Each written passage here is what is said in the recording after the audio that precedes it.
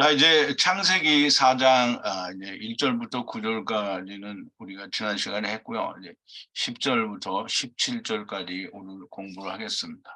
근데 이제 우리가 창세기 4장을 좀 전반적으로 잘 이해를 하기 위해서 조금 좀 부연 설명을 드리면 아, 가인인데요. 가인을 제가 이제 카인이라고 이렇게 얘기를 쓰는데요. 다 발음도 카인이죠, 사실은. 카인은 아담아를 경작하는 자요. 곧 율법을 지키는 자입니다. 그러면 아담아를 경작하는 자요, 율법을 지키는 자, 물론 아담아가 경작이죠. 사실은 아담아는 아바르가 경작, 이 아담아는 흙인데요. 땅을 경작하는 자요. 땅을 경작한다는 말은 곧 율법을 지킨다라는 말과 동일한 말인데요. 첫사람 아담 안에서 온 자라는 말씀이 됩니다. 그래서 창세기 3장 24절에 보면 이 사람들을 이 에덴 동산에 보내어 이 근본된 토지 아다마를 이 아바드하게 경작하게 하셨다라는 말씀을 하게 되죠. 그래서 첫사람 아담 안에서 이 아다마를 이 아바드하러 온 자라는 말씀은 곧 풀을 먹는 곧 율법을 먹는 자라는 말씀이 됩니다. 그러면 이제 첫사람 아담 안에서 왔으니까 형이라고 나오는 거고요.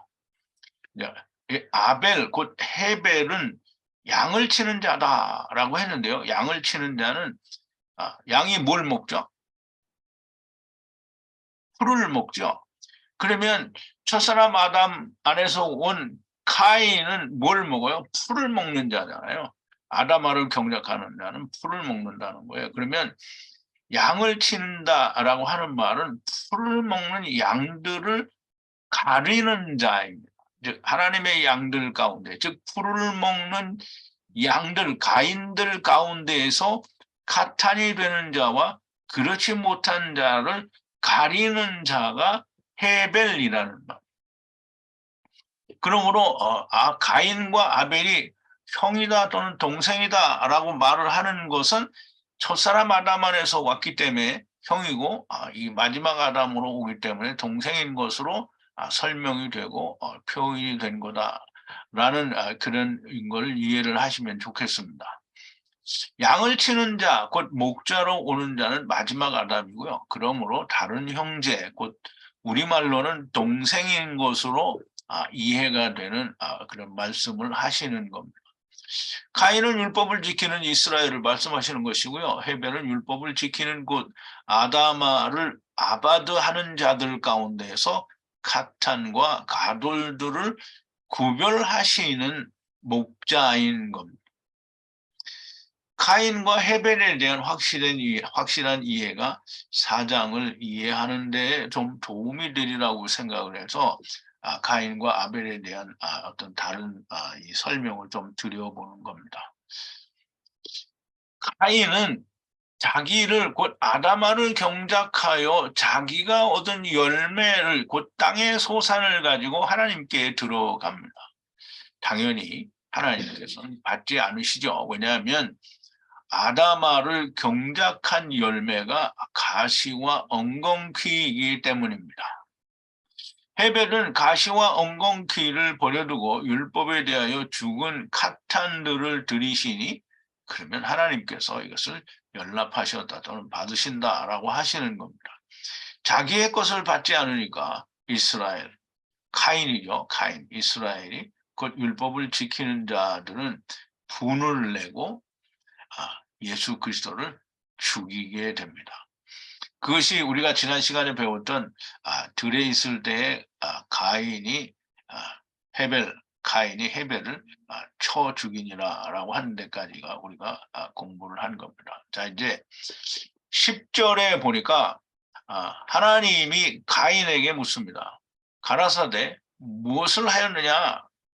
형제의 피 소리가 땅으로부터 향하여 호소하느니라 라고 이제 기록이 되어 있는데요.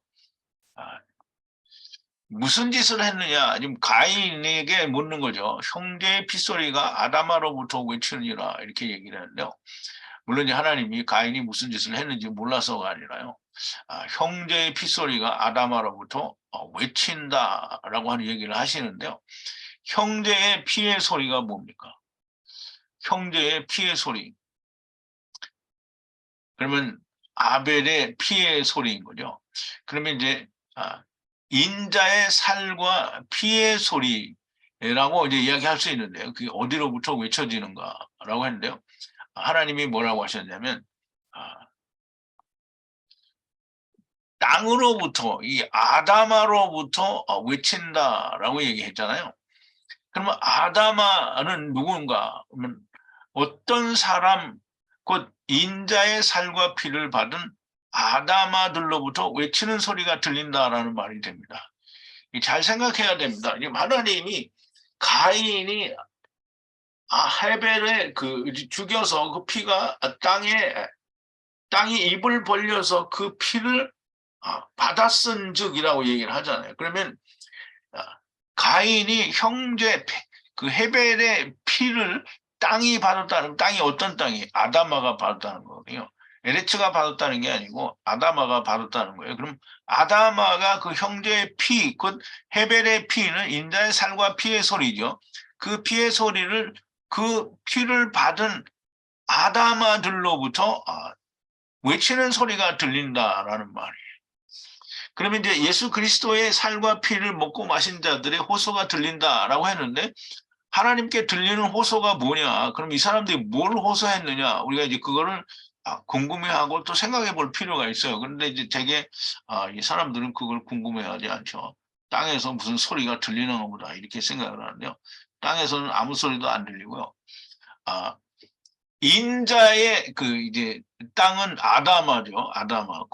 우리가 생각하는 마른 땅이나 에레츠에서는 아무 소리도 안 들립니다. 그런데 아담아, 즉 아담의 근본된 이 자기의 토지를 갈아서 인자의 살과 피를 얻어서 먹고 마신 자의 호소의 외침은 무엇인가? 인자의 살과 피를 먹고 마시면 자기를 미혹하여 아버지를 떠나게 한 마귀와는 원수가 됩니다. 여러분들은 이 인자의 살과 피를 먹고 마셔서 구원 얻었는데 마귀하고 친구가 되나요?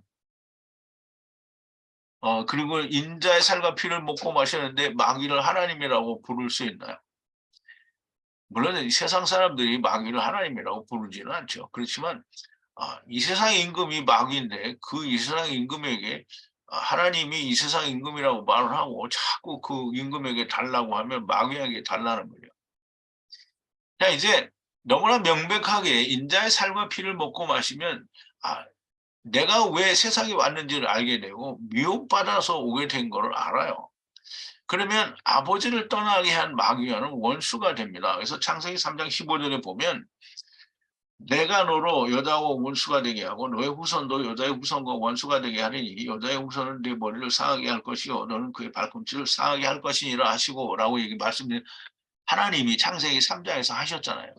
그러니까 인자의 살과 피를 먹고 마신 아담아들은 그러면 마귀와는 원수가 됩니다. 그러면 하나님께서 아버지이신 것을 알게 되었는데 아버지에게 무엇을 부르짖게 되는가?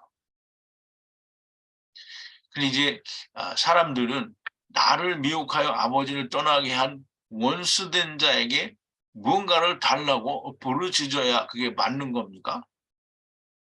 근데 이제 사람들은 하나님이 마귀와 내가 원수인 것을 알게 하셨는데 하나님께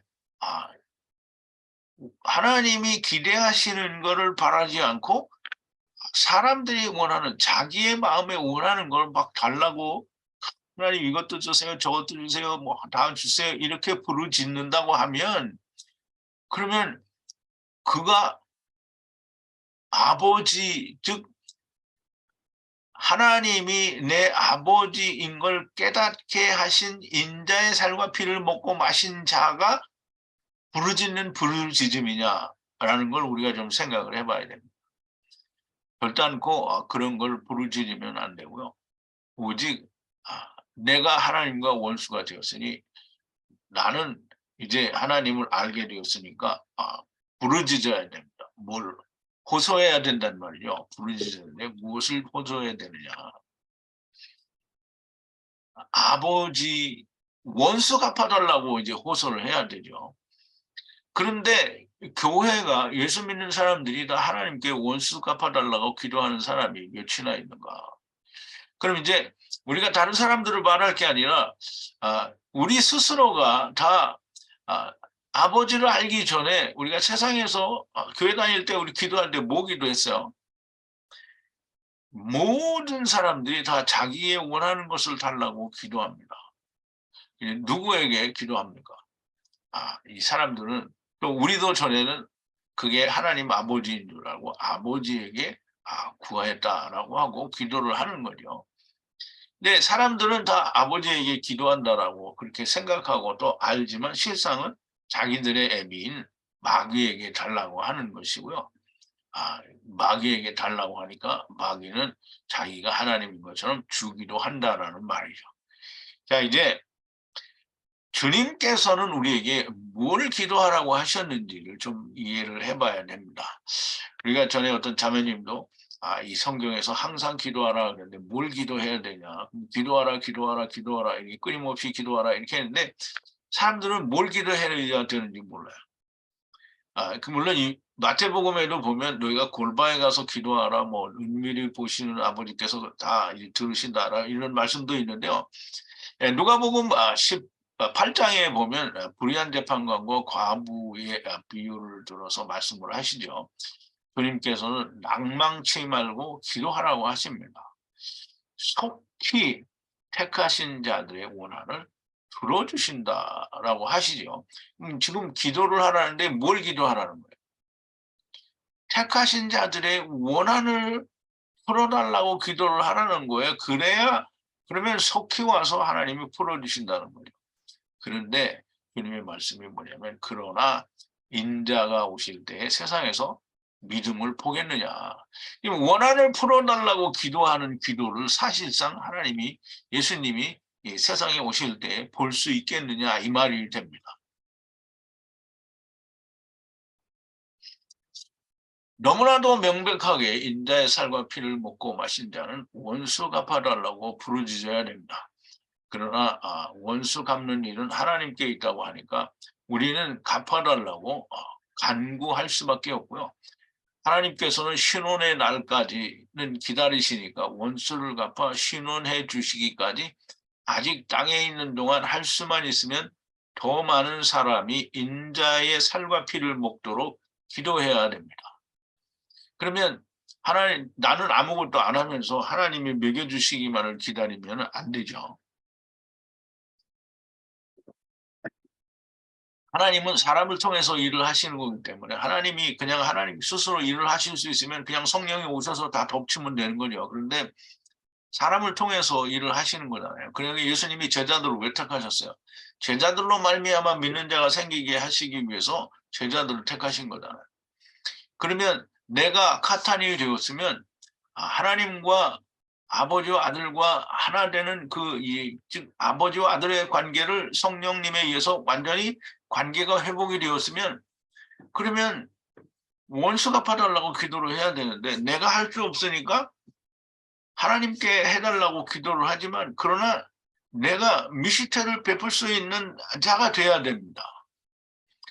그러면 기도는 그렇게 하되 내가 먼저 그 일을 할 수 있는 자가 되게 기도를 해달라고 기도를 해야만 되는 겁니다. 그래서 예수님도 미시태를 베풀 수 있는 나이가 되었을 때 미시태를 베풀어 준 것처럼 내가 이 하나님의 말씀을 온전하게 이해를 하고 하나님이 나를 사용하여 다른 이에게 미시태를 주실 수 있을 때가 되어야 됩니다. 그러므로 우리가 이 땅에 있어서 그냥 집에서 그냥 하나님의 말씀이나 듣고 말씀이나 깨닫는 게 아니고요.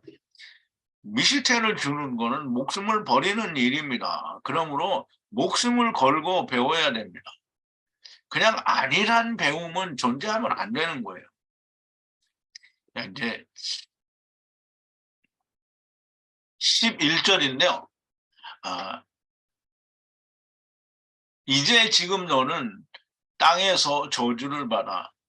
어떤 땅인가? 이제 분리하는 에트 입을 열고 에트 형제의 피의 권능을 취한 땅으로부터 저주를 받으리니라고 하는데요.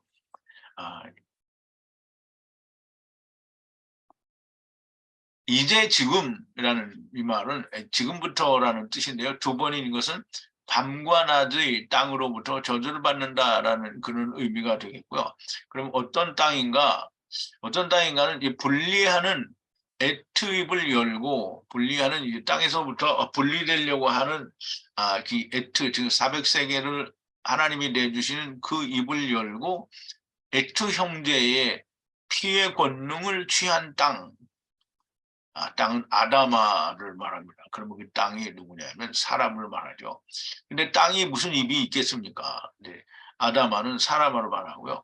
율법을 지키는 사람이 분리하는 입을 열고 인자의 살과 피의 권능을 취하여 율법, 곧 선악을 알게 하는 나무가 이루어진 땅이 아다마입니다. 그러면 이 땅으로부터 저주를 받는다라는 말인데요. 이 땅이 저주를 한다라는 말은 인자의 살과 피를 먹고 마시는 곧 율법 선악을 알게 하는 나무가 이루어진 땅 아다마가 아다마를 경작하는 땅으로부터 저주를 받으리라는 것인데요.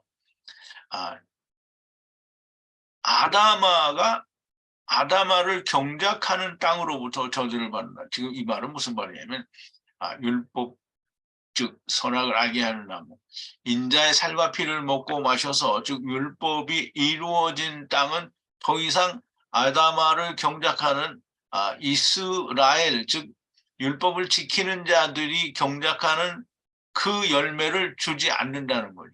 왜냐하면 열매는 아, 가인은 여전히 자기가 원하는 것을 얻기 때문에 아, 아다마가 아다마를 경작하는 땅으로부터 저주를 받으리라는 것이죠. 즉, 이 가인에게는 더 이상 효력이 없다. 즉, 다시 말하면 이스라엘은 멸망이다라는 그런 의미에서 이 저주를 받으리니라고 하는 말인데요.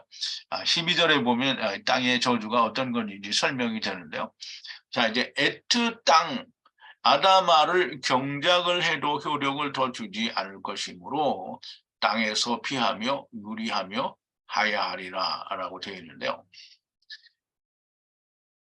그 이 에트 땅, 즉 다시 말하면 이제 율법이 이루어진 결과가 나왔기 때문에 에트 땅이 경작을 해도 효력을 더 주지 않을 것이므로 땅에서 피하며 유리하는 자가 되리라 그래서요. 인자의 살과 피를 먹고 마시는 곧 율법이 이루어졌으니 아다마가 아다마를 경작하는 일은 효력이 없어진 겁니다.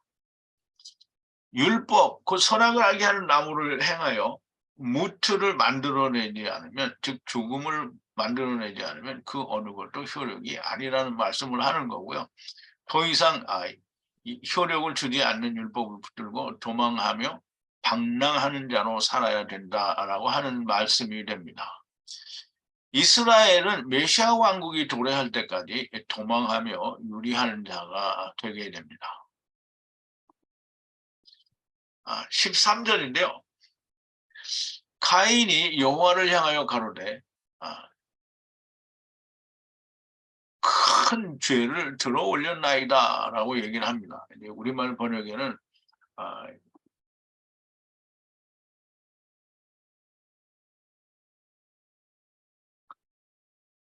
가인이 가로되 여호와께 구하되 내 벌이 너무 중하여 견딜 수 없나이다 이렇게 번역이 되는데요. 그게 참 좀 어이가 없는 번역인데요. 가인이 여호와를 향하여 가로되 큰 죄를 들어 올렸나이다. 그럼 가인이 하나님께 뭘 들어 올렸어요? 자기의 땅의 소산을 들어 올렸잖아요. 그러니까 그걸 가지고 큰 죄를 들어 올렸다라고 하는 거예요. 가인이 내와 죄와 벌이 너무 무거워서 견딜 수가 없나이다라고 하는 말은 원어에는 문구만큼도 없어요. 그러니까 무슨 벌이 중하여 견딜 수 없다는 그런 말을 쓰는 거는 정말 소설을 쓴 거죠. 땅의 소산, 곧 자기의 의를 여호와께 드리는 것은 정말 큰 죄인 겁니다. 그러므로 율법을 지켜서 내가 드러나서 예수님이 오셨을 때에도 자꾸 나를 드러내는 이스라엘은 정말 큰 죄를 지은 거예요. 가돌 아본, 즉 큰 죄인 거예요. 그러니까 이스라엘은 가돌이죠. 자, 이제 14절인데요. 보소서 에트날의 지면에서 쫓아내시고 낯을 숨기시니 땅에서 피하며 유리할 것입니다. 땅에 하야하고 하야하는 모든 만나는 자가 죽일 겁니다. 라고 얘기를 하는데요. 자, 이제 우리말 번역에는 주께서 오늘 이 진면에서 나를 쫓아내시온즉 내가 주의 낯을 배웁지 못하니 내가 땅에서 피하며 유리하는 자가 될지라 나를 만나는 자가 나를 죽이겠나이다 라고 했는데 이게 얼추 비슷하게 해석을 해놓은 것 같은데요. 절대 그렇지가 않고요.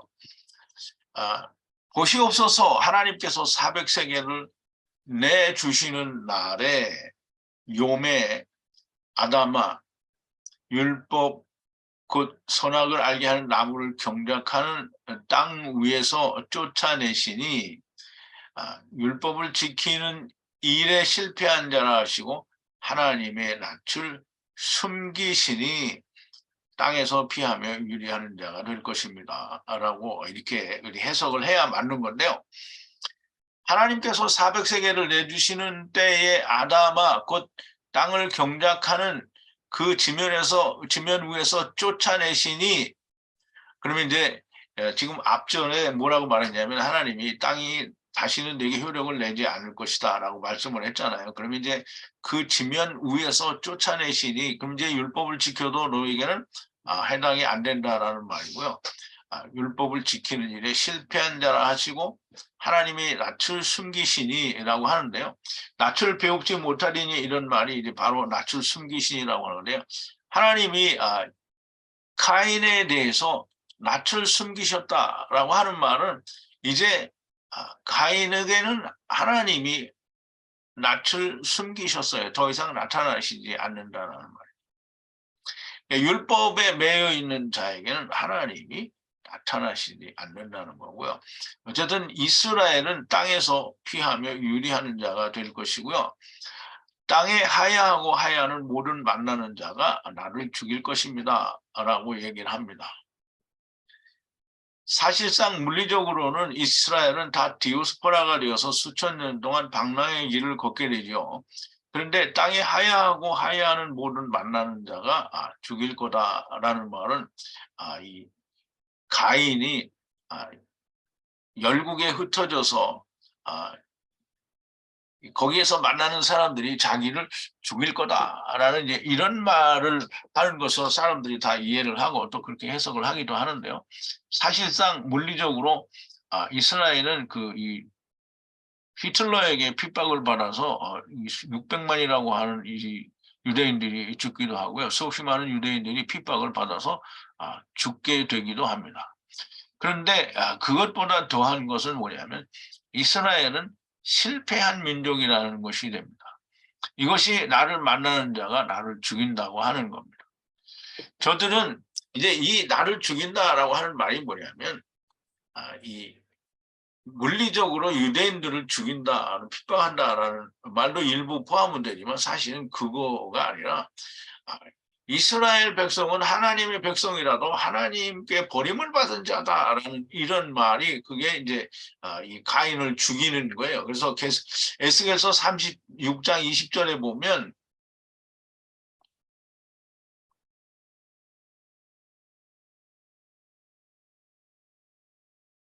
에스겔서는 하나님이 이스라엘이 하나님 앞에 범죄하여 이스라엘이 열국에 흩어버리는 얘기가 나오는 거고요. 그런데 여호와께서 열국에 흩어버린 이스라엘 때문에 여호와의 이름이 더러워졌다라는 말씀을 하시고 그래서 내가 여호와의 이름을 거룩히 여겨서 그것을 아낌으로 내가 이스라엘을 회복한다라는 그런 말씀을 하시는 건데요. 에스겔서 36장 20절에 보면 그들의 이른바 그들이 도착한 그 열국에서 내 거룩한 이름이 그들로 인하여 더러워졌나니 곧 그 사람들이 그들을 가리켜 이르기를 이들은 여호와의 백성이라도 여호와의 땅에서 떠난 자라 하였음이라. 이게 하나님의 백성이라도 하나님께 버림을 받은 자들이다라는 이 말이 곧 가인을 죽이는 말이 됩니다. 그럼 이제 그 말은 곧 여호와의 이름을 더럽히는 것이 되고요. 가인을 죽이는 것은 곧 여호와의 이름을 더럽게 하는 것이 됩니다. 여호와의 이름이 땅에 떨어지는 것은 곧 가인을 버리는 것이 되는 거잖아요. 그러니까 이 가인을 다시 돌이키는 것이 여호와의 이름을 아끼는 거예요. 거룩하신 이름을 아끼는 겁니다. 그래서 이제 여호와께서 가라사대 뭐라고 합니까? 가인을 죽이는 모두는 여호와께서 가라사대 그래서 가인을 죽이는 모두는 7배의 보복을 당한다. 여호와께서 가인에게 표적을 두셔서 두셔서 애투 만나는 모두에게 죽이지 않도록 하셨다라고 이제 15절에 기록이 되는데요. 가인을 죽이는 자가 누굽니까? 가인을 죽이는 자는 열국 곧 이방이 말하기를 이스라엘은 여호와의 백성이라도 여호와의 땅에서 떠난 자라 하는 자들에게 이게 참 잘 이해를 해야 됩니다. 가인을 죽이는 자가 누구인지 그 가인을 죽이는 자에게 하나님이 원수를 갚아준다는 거죠. 그럼 이제 이 가인에 대하여 이 사람들은 여호와의 백성이라도 여호와의 땅에서 떠난 자라 하는 자들에게 7배의 원수 갚는 일을 하신다라고 했는데요. 7배는 7 곱하기 2이거나 또는 7이 그 배가 됩니다. 그래서 7의 원수 갚는 일을 하신다 그랬는데요. 카탄과 가돌 곧 먼저 되는 자와 나중 되는 자로 원수를 갚으신다라는 말이 되고요. 여호와께서 가인에게 표적을 주신다. 이 표적이 무엇인가? 이제 지금 표적을 좀 이따 얘기를 하고요. 7은 카탄이 나오고요. 또 7 카탄이 나오고 그 다음에 이 모든 자는 다 카탄이 된다라는 즉 7은 카탄과 이게 먼저 되는 자와 나중 되는 자로 원수를 갚으신다라는 거죠. 그러면 이스라엘도 먼저 되는 자와 나중 되는 자로 나눴잖아요. 그러면 나중에 이게 이방인으로 넘어가게 되는데요. 이방인들에게도 또 똑같이 이 여호와의 백성이라도 여호와의 땅에서 떠난 자라고 가인을 죽이는 자에게도 이런 은혜 즉 7과 7 먼저 7 나중 7로 이렇게 원수를 갚으신다는. 그리고 이스라엘 멸망된 이스라엘에 대해서는 하나님이 가인에게 표적을 주십니다. 근데 표적이 무엇인가? 표적은 스트롱코드가 216이고요. 그 다음에 아버지께서 세상에 오셔서 400세계를 내는 게 그게 이 표적입니다.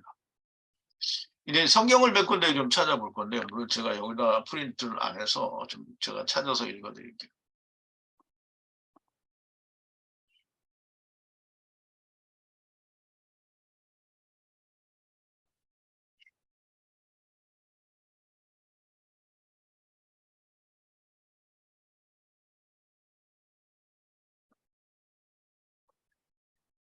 여러분들이 잘 이해를 하실지 모르겠는데요. 창세기 1장 14절에 보면 하나님이 가라사대 하늘의 궁창에 광명이 있어 주야를 나뉘게 하라 하시고 또 그 광명으로 하여 징조와 사시와 일자와 연한을 이루라 그랬는데요. 그게 징조와 사시와 일자와 연한을 이루라라는 이 징조가 이제 표적인데요. 하늘의 궁창에 광명이 있는 그래서 낮과 밤이 존재하게 되는 그것이 곧 징조예요. 징조. 그게 표적이라는 말이에요. 그래서 밤과 낮이 빛이 오셔서 밤과 낮으로 분류하신 나누신 그리고 그 광명이 하늘에 있어서 주야를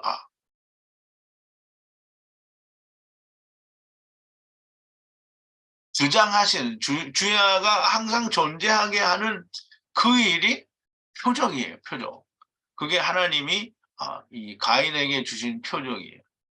내가 너희에게 언젠가는 돌아오게 하겠다라는, 너희가 돌아오라는 거예요. 그게 표적입니다. 그러면 또 표적은 뭐냐면 창세기 17장 11절인데요. 이 할례가 창세기 표적인데요. 너희는 양피를 배워라.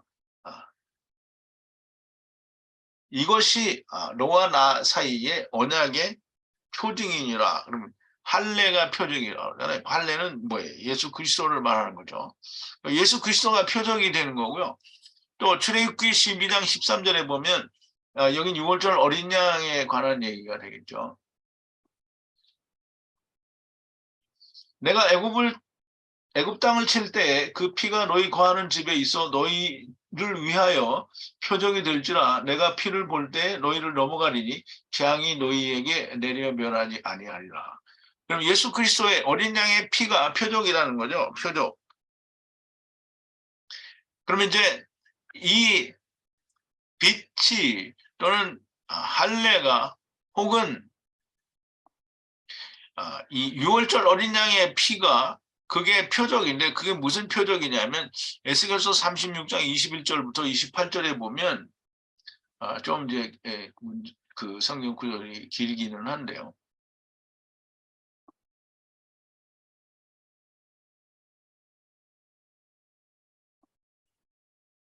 제가 읽어드릴게요. 그러나 이스라엘 족속이 들어간 그 열국에서 더럽힌 내 거룩한 이름을 내가 아껴노라. 그러므로 너는 이스라엘 족속에게 이르기를 주 여호와의 말씀에 이스라엘 족속아 내가 이렇게 행함은 너희를 위함이 아니요 너희가 들어간 그 열국에서 더럽힌 나의 이름을 위함이라. 열국 가운데서 더럽힘을 받은 이름 곧 너희가 그들 중에서 더럽힌 나의 큰 이름을 내가 거룩하게 할지라. 내가 그들의 목전에서 너희를 인하여 나의 거룩함을 나타내리니 열국 사람이 나를 여호와인 줄 알리라. 나 주 여호와의 말이니라. 내가 너희를 열국 중에서 취하여 내고 열국 중에서 모아 들이고 고토에 들어가서 맑은 물로 너희에게 뿌려서 정결케 하되 너희 모든 더러운 것에서와 모든 우상을 섬김에서 너희를 정결케 할 것이며 또 새 영을 너희 속에 두고 새 마음을 너희에게 주되 너희 육신에서 굳은 마음을 제하고 부드러운 마음을 줄 것이며 또 내 신을 너희 속에 두고 너희로 내 율례를 행하게 하리니 너희가 내 규례를 지켜 행할지라. 내가 너희 열조에게 준 땅에서 너희가 거하여 내 백성이 되고 나는 너희 하나님이 되리라. 이 말은 이스라엘 백성들이 열국에 흩어졌으나 반드시 예수 그리스도의 피로 다시 돌이키겠다라고 하는 이 말씀이 곧 표적입니다. 그래서 가인에게 표적을 주셨다라는 말은 가인에게 즉 이스라엘이 멸망을 당하였지만 내가 너희를 다시 반드시 돌이키겠다라고 하는, 자기를 버리셔서 세상에 데리고 너희들을 다시 데리고 가겠다라는 것이 표적입니다. 가인에게 주신 표적은 내가 너희를 다시 회복하시겠다라는 것이 표적이고요. 1차적으로는 메시아 왕국이 그 표적이고요. 두 번째는 그 후에는 둘째 사망이 표적이 됩니다. 그러므로 가인에게는 아직 메시아 왕국이 남아있는 것이고요. 이것이 가인에게 주신 표적이 됩니다. 가인에게 주신 표적이 무슨 몸에다가 뭘 그리거나 그것을 무슨 문신을 새기거나 하는 것이 아니고요. 표적은 예수 그리스도고요. 예수 그리스도로 말미암아 즉 다시 말하면 표적은 하나님의 이름이 표적입니다. 하나님의 구원은 먼저 되는 자와 나중되는 자가 있는 것이지 누구 하나가 멸망하는 것이 아닙니다. 그러나 먼저 된 자로서 나중되고 나중된 자로서 먼저 될 자가 많다라고 말씀하시지만 여전히 먼저 된 자와 나중된 자가 있다라는 말씀을 하시는 겁니다. 이와 같이 마태복음 19장 30절이고요. 이와 같이 나중된 자로서 먼저 되고 먼저 된 자로서 나중되리라 라고 말씀하신 마태복음 20장 16절에도 이런 말씀이 있고요. 하나님은 구원이시라고 하는데 인간들은 다 뭐라고 하냐면 멸망이라고 하죠. 이게 참 웃기는 얘기입니다. 하나님은 구원이라고 하는데 인간은 멸망이라고 합니다. 하나님의 생각과 사람의 생각은 너무 다르죠. 보라, 나중된 자로서 먼저 될 자도 있고 먼저 된 자로서 나중될 자도 있느니라. 이러면 먼저 되는 자와 나중되는 자가 바뀌었다라는 말인데요. 이게 어쨌든 먼저 되는 자가 있고 나중되는 자가 있다라고 하시는 것이지 나중되지 못하는 자가 있다는 말이 아닙니다. 우리가 좀 이 말씀을 듣다가 이 먼저라는 말씀을 설명을 드리기 위해서 한 군데 더 말씀을 드리면 마태복음 21장 31절에 보면 예수님이 이스라엘 사람들에게 이제 질문을 하게 되는데요. 어떤 아비에게 아들이 둘이 있는데 큰아들에게 밭에 가서 일을 하라 그러니까 큰아들이 간다고 하고 안 갔어요. 그리고 둘째 아들에게는 가서 일을 하라고 하니까 안 간다고 하고 뒤에 뉘우치고 가서 아버지가 한 일을 하라고 한 일을 했어요. 그리고 이 예수님이 이 사람들에게 물어봅니다. 그러면 너희가 보기에는 누가 아버지의 뜻대로 하였느냐라고 하니까 우리말 번역에는 가로되 둘째 아들이니이다. 예수께서 저희에게 이르시되 내가 진실로 너희에게 이르노니 세리들과 창기들이 너희보다 먼저 하나님의 나라에 들어가리라. 근데 이 말이 문맥적으로 맞지 않는다라는 걸 사람들이 잘 이해를 못하는 것 같아요. 그래서 항상 둘째 아들이 좋은 거다라는 것을 알고는 얘기를 하는데 그 뒤에 하나님이 예수님이 왜 창기와 세리들이 먼저 하나님의 나라에 들어간다라는 그 말을 하시는지에 대한 연관 관계가 맞지가 않아요. 유대인들이 뭐라고 대답을 했냐면 가로되 둘째 아들이니다라고 대답을 하지 않고요. 가로되 첫째 아들이니다라고 얘기를 하는 거예요. 그러니까 예수님이 분명히 내가 둘째 아들이 아버지의 뜻대로 했다라는 걸 설명을 했는데도 여전히 첫째 아들이라고 얘기를 하니까 이스라엘 사람들이 못 깨달은 거잖아요. 그럼 예수님이 지금 말씀하신 이 비유를 깨닫지를 못한 거예요. 그러니까 이스라엘은 항상 하나님이 말씀하시면 자기 속으로는 그 말이 맞는데 인정을 안 하는 게 이스라엘이에요. 그래서 이스라엘이 지금 예수님이 둘째 아들이 뉘우치고 일을 하러 갔다 그러면 누가 아버지의 뜻대로 하였느냐 그러면 둘째 아들이다라고 말을 해야 맞는 거예요. 그러면 유대인들이 그 말을 맞게 했으면 어떻게 하겠어요? 그래 너희가 이제 제대로 됐다 이렇게 말을 해야 될 거 아니에요. 그런데 둘째 아들이다고 말을 했는데 너희보다 먼저 하나님의 나라에 들어가리라 이렇게 말을 하면 누가 세리들과 창기들이 너희보다 먼저 들어가라 이 말이 안 맞는 거죠. 그러므로 본래 헬라어 원문에는 첫째 아들입니다 라고 했기 때문에 예수님께서 저희에게 이르시되 내가 진실로 진실로 너희에게 이르노니 네가 뉘우치지 못하니까 세리들과 창기들이 너희보다 먼저 하나님의 나라에 들어가리라 라고 말씀을 하신 거예요. 그러니까 이제 우리말 번역에는 둘째니다 라고 근데 많은 영어 번역들이 첫째입니다 라고 말을 하고 본래 헬라어에는 첫째라고 되어 있습니다. 그런데 아직까지도 둘째라고 이해를 하고 있는 교인들이 있으면 너무 잘못된 거고요. 그렇게 해서 설교를 하고 있으면 잘못된 설교를 하고 있는 겁니다. 그러면 세리와 창기들이 너희보다 먼저라고 했잖아요. 먼저. 그러면 너희보다 먼저니까 너희도 가기는 가는 거예요. 너희는 못 가고 세리들과 창기들만 간다는 말이 아니고요. 너희보다 먼저 간다는 거예요. 그러면 나중 간다는 얘기잖아요. 너희들은. 반드시 성경은 먼저 되는 자와 나중 되는 자가 있다는 말을 하는 거지. 어느 누구가 멸망을 당한다는 말을 하는 게 아닙니다. 아까도 말씀을 드렸지만 하나님의 생각과 사람의 생각은 너무 다릅니다. 땅의 생각은 이게 다 멸망받는 거라고 얘기를 하고요. 사람의 생각은 다 멸망이라고 얘기를 합니다. 자, 16절인데요. 가인이 여호와의 낯을 떠나 고대 에덴 이 노 땅에 거하였는데요. 가인이 여호와의 낯을 떠나 면전에서 나갔으니까 이스라엘은 메시아 왕국까지 아버지와 멀어진 겁니다. 여기서 이제 고대 에덴 노시라고 그러는데요.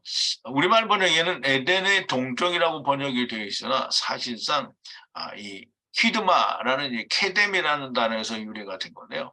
여전히 이 고대라는 의미를 가지고 있습니다. 왜냐하면 여러분 좀 잘 이해를 해야 됩니다. 여러분들이 잘 이해를 하시기를 바라고. 사실상 에덴이 어디라고 했어요? 세상이라고 했죠. 그러면 에덴의 동쪽이다 이렇게 하면 세상의 동쪽이 있는 거예요? 그러면 세상의 동쪽은 어디예요? 세상 밖에 있는 어떤 장소가 있어야 됩니다. 그런데 그런 건 있을 수 없으니까요. 에덴의 동쪽이 아니고요. 고대의 에덴이라는 말씀이 되고요. 가인이 여호와의 낯을 떠났다는 말은 세상을 떠났다라는 말이 아니고요. 여전히 세상에 존재하지만 여호와의 낯, 면전, 네개들을 떠났다라는 말이죠. 언제까지? 표적이 올 때까지. 즉 이스라엘, 즉 메시아 왕국이 도래할 때까지 여호와를 만나지 못한다라는 말씀이 됩니다. 자, 이제 가인이 17절인데요. 가인이 에트 아내를 야다하니 임신하여 에트 에녹을 낳은지라 성읍을 세워 하야하고 하야하였다. 아들 이름을 에녹으로 성읍 이름을 불렀다라고 되어 있는데요.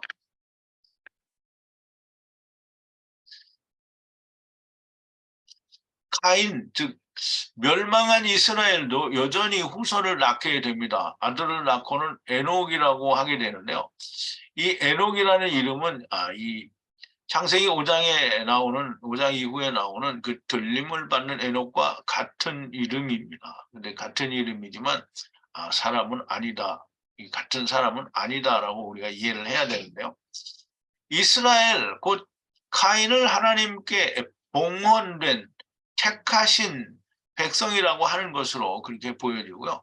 성읍을 세우고 아들의 이름을 에녹이라고 부른 것으로 보아 흐트러진 이스라엘이 자기들은 택하신 민족이다라고 생각한다는 거죠. 모든 자가 택하신 백성입니다. 그리고 그 이름으로 하야하고 하야하는 거죠. 어쨌든 이 세상에 오는 자는 이스라엘은 멸망을 해서 이스라엘도 여전히 아이들을 낳고 또 자식을 낳지만 이 이스라엘은 유리하고 방어하는 자들이요. 자기들은 택하신 백성이라고 하고 자기들은 그 이름으로 하야하고 하야한다라고 하지만 그러나 여전히 메시아 왕국 때까지 하나님이 낯을 숨기신 자들이 되는 거죠.